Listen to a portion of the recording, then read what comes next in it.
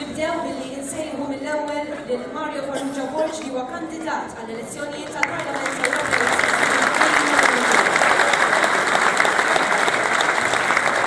Kemm jiena ferħan nara sala bħal din ballata bin-nies, prova biżżejjed jekk qatt kien hemm bżonn ta' prova lill-Partit Laburista.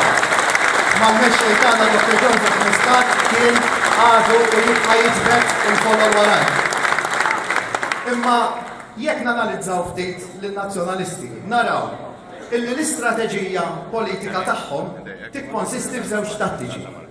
It-tattika tal-biża' u t-tattika l-oħra għal meta jkunu fl-oppożizzjoni li jagħmlu ħsara lil pajjiżna u jekk naraw illi dawn iż-żewġ tattiċi ilhom jużawhom snin twal saħansitra jekk immorru lura għas-sittinijiet. Dak iż-żmien kienu jbeżżgħu illi jekk jirbaħ l-elezzjoni minnhom Malta tinfena bil-ħażen u bl-immoralità, jispiċċaw il-valuri u mmorru l-kol kemm aħna l-infern. U dan għax Mintoff frit jimmodernizza lil Malta u jdaħħal drittijiet ċivili ġodda, drittijiet li llum noħduhom for granted. Fit-tmeninijiet kienu jgħidu li jekk jerġa' jirbaħ il-Partit Laburista, Malta tikrolla u tfalli. U dan kienu jgħiduh bil-wiċċ tost kollu minkejja li l-ekonomija dak iż-żmien kienet b'saħħitha u l-kaxxa ta' Malta kienet mifquwa bil-flus, mhux mifquwa bid-dejn kif ħallew huma. Qabel l-aħħar elezzjoni mbagħad kienu jiżilgħu il-biża' kullimkien għax din kienet l-unika arma illi kienet baqgħu. Kienu jbeżżaw li Partit Laburista fil-Gvern ifisser li jinqataw l-istipendi għall-istudenti li s-saħħa ssir bil-ħlas u li l-ħaddiema tagħna jitilfu l-impjiegi. Kienu jbeżżaw li l-Partit Laburista ma għandux pjan għal Malta u kienu jistaqsuna xi proposti għandna jekk hemm il-darba nkunu fil-Gvern. Niftakru bil-bord tagħhom bil-kliem Labour won't work. Slogan misruq l-ewwel nett mill-Partit Konservattiv Ingliż tas-sebgħinijiet imma slogan vojt u bla sustanza għax naħseb jekk nistaqsi u kull wieħed waħda minnkom hawnhekk x'tridu jgħidu bih naħseb illa ħadd ma fehm eżattament. Meta mbagħad ħallna f'kampanja elettorali u mlejnihom bil-proposti dew beżżgħu lin-nies li l-proposti tagħna ma jistgħux isiru u saħansitra dew jippruvaw jirredikolawhom. Imma llum għadda żmien u żmien ta' raġun lilna. Meta wara l-elezzjoni il-poplu sfiduċjhom bdew kampanja negattiva ta' ħsara lil Malta barra mixtubna. Il-kwistjoni ta' ċittadinanza b'investiment tkellimna fuqha biżżejjed u issa għandna l-kwistjoni tal-Power Station fejn qed nerġgħu naraw li l-Partit Nazzjonalista jagħmel l-istess. U dan ukoll huwa fotokopja ta' meta kienu fl-oppożizzjoni fl-imod. Imorru barra minn xtutna u jgħu lill-komunità internazzjonali kontra pajjiżhom stess.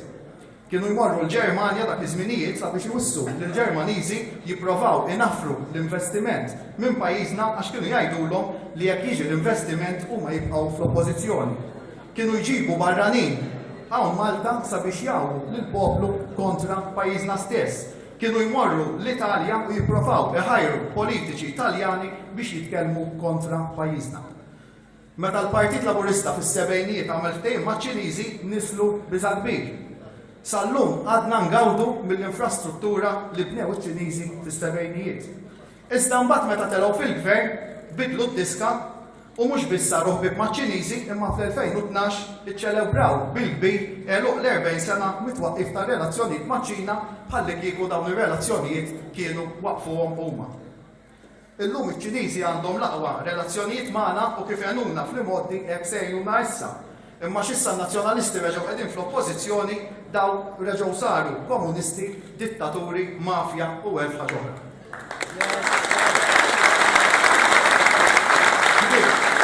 Minkejja dak fixkil kollu konvint li se naslu. Jiena personalment onorat li naħdem fis-segretarjat privat tal-Prim Ministru u narah jaħdem kuljum. Jispira lil kulħadd bix-xogħol, bl-eżempju ma jieqaf qatt jgħidu l-eżempju jkaxkar. U lilna li naħdmu miegħu qed ikaxkarna miegħu wkoll. Dejjem marzu u tifġijiet se joħsib kontijiet tad-dawl l-ilma imbagħad se titwettaq il-miżura taċ-child care xejn.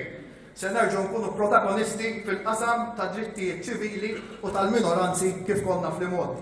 ħadna miżuri biex ninċentivaw in-negozju. Fuq kollox qed naħdmu biex pajjiżna jitnaddaf mill-korruzzjoni billi għaddejna l-liġijiet ta' tneħħija tal-preskrizzjoni minn fuq il-politiċi, il-Whistleblowers Act u l-liġi tal-finanzjament tal-partiti.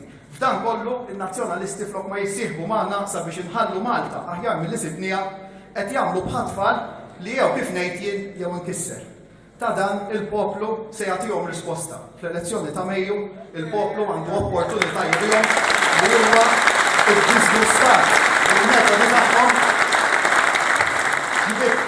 Dan huwa gvern li mhux biss huwa viċin in-nies iżda li huwa man-nies u tan-nies. Gvern mimli enerġija biex ibiddel fejn hemm ħażin u jikkonsolida dak li huwa tajjeb. Ejjew ma nħallux lil ħadd ieħor permezz ta' politika negattiva jaffettwa dan kollu. Ejja nibqgħu saqajna mal-art u naħdmu. Kif wera diġà bil-fatti dan huwa gvern li jisma' gvern li jwettaq. Grazzi.